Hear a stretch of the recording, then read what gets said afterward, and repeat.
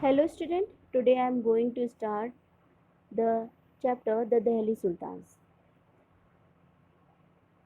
In the 11th century AD, most of the rulers in North India were weak, and taking advantage of this, Sultan Mahmud, who ruled Ghazni from the AD 1900 to 98 to 1000 to 30, invaded India.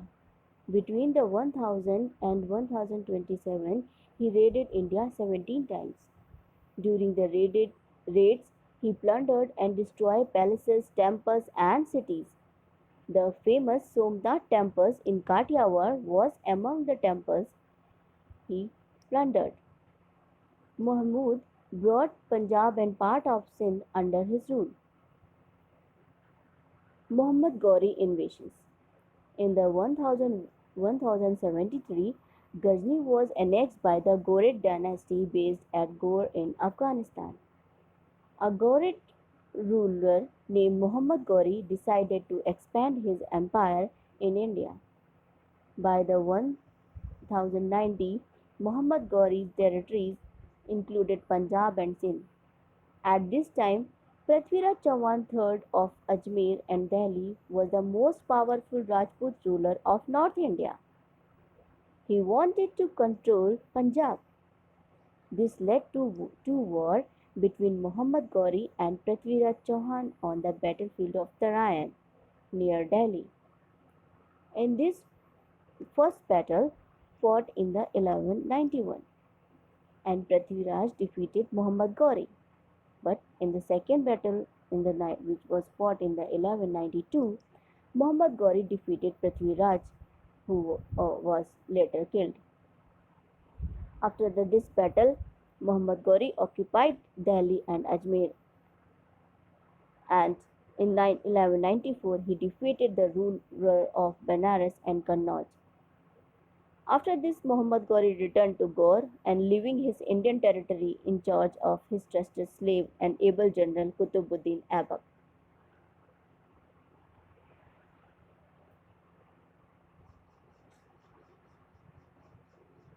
Qutbuddin Aibak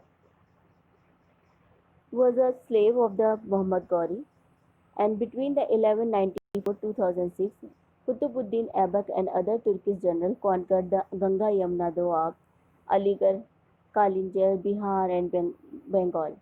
After Muhammad Ghori's death in 1206, Qutbuddin proclaimed himself Sultan of Turkish territory in India.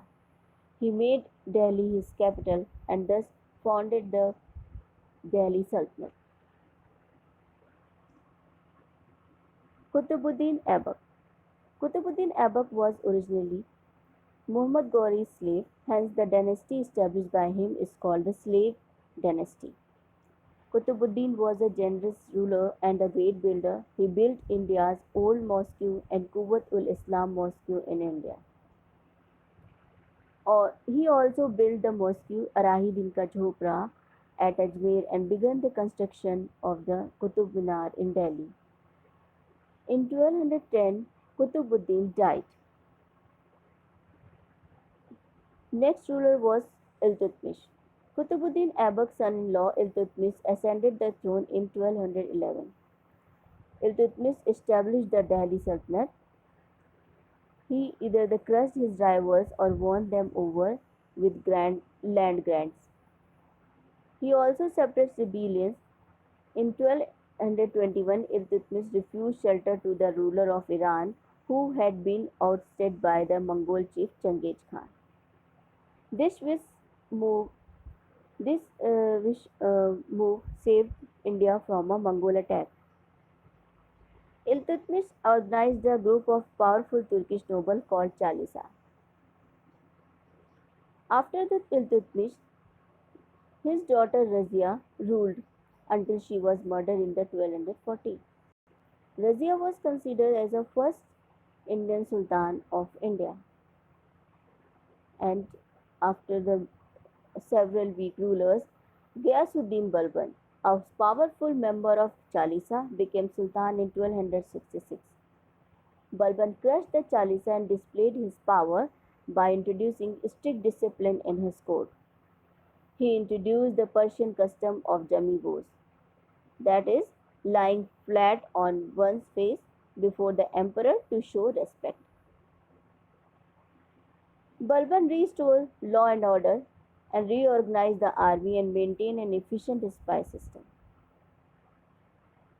After the death of the Ghiyasuddin Balban and after the some several weak rulers, the Khilji dynasty was established. Khilji dynasty was established by Jalaluddin Firuz in 1290. In 1296, Jalaluddin's nephew Alauddin murdered him and proclaimed himself Sultan. Alauddin Khilji was the ablest ruler of the Khilji dynasty. Alauddin established a vast empire. Alauddin was the first Delhi Sultan to maintain a well-equipped standing army. He paid his soldiers in cash and supplied them with imported imported horses of good breed. Alauddin had land reassessed and fixed new rate of revenue. Surplus grain were stored in granaries to meet natural crises like famine and floods. Alauddin fixed the price of all items of daily use. Weight and measures were standardized and the cheating was severely punished. These measures benefited to the people.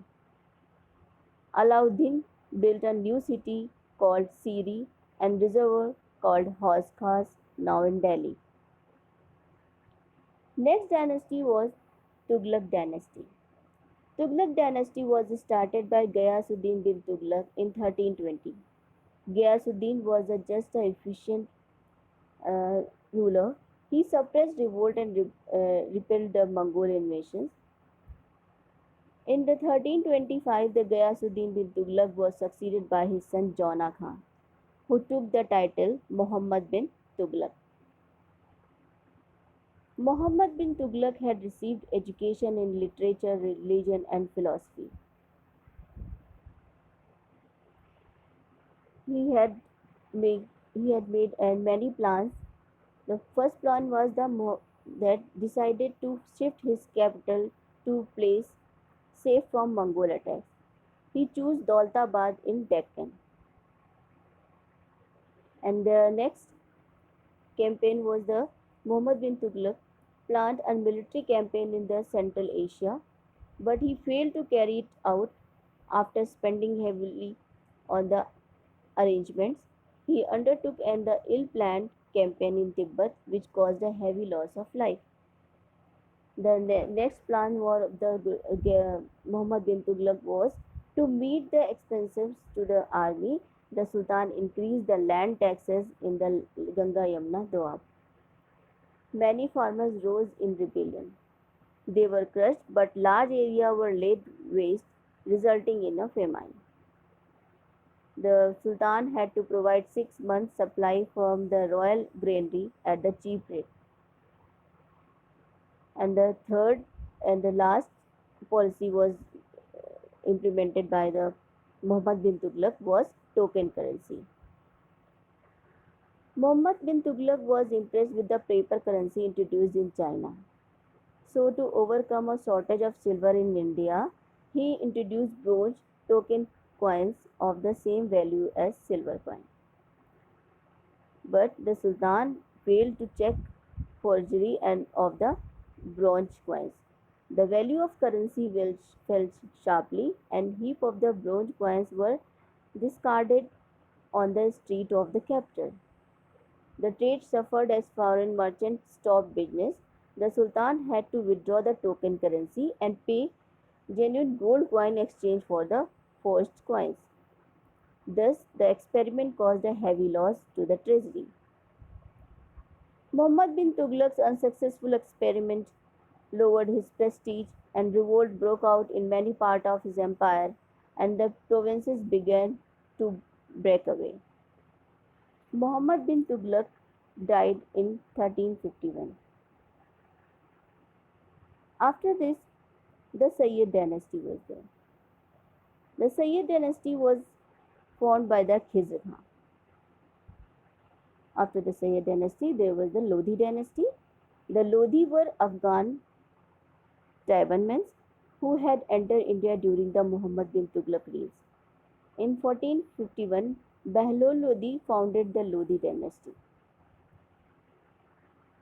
Ibrahim Lodi, and Ibrahim Lodi was uh, last ruler of the Lodi dynasty. Ibrahim Lodi replaced senior commander with the young royal leaders. He displeased many of the nobles, and Daulat Khan, the governor of Punjab, wanted to overthrow Ibrahim Lodi. He sought the help of Babur, a Central Asian chief. Babur invaded India and defeated Ibrahim in 1526 on battlefield of Panipat. Thus the Lodi dynasty and Delhi Sultanate came to an end, and thereafter the Babur established the Mughal Empire in India. I hope that you have understood all the things of the Delhi Sultanate. Thank you so much, class.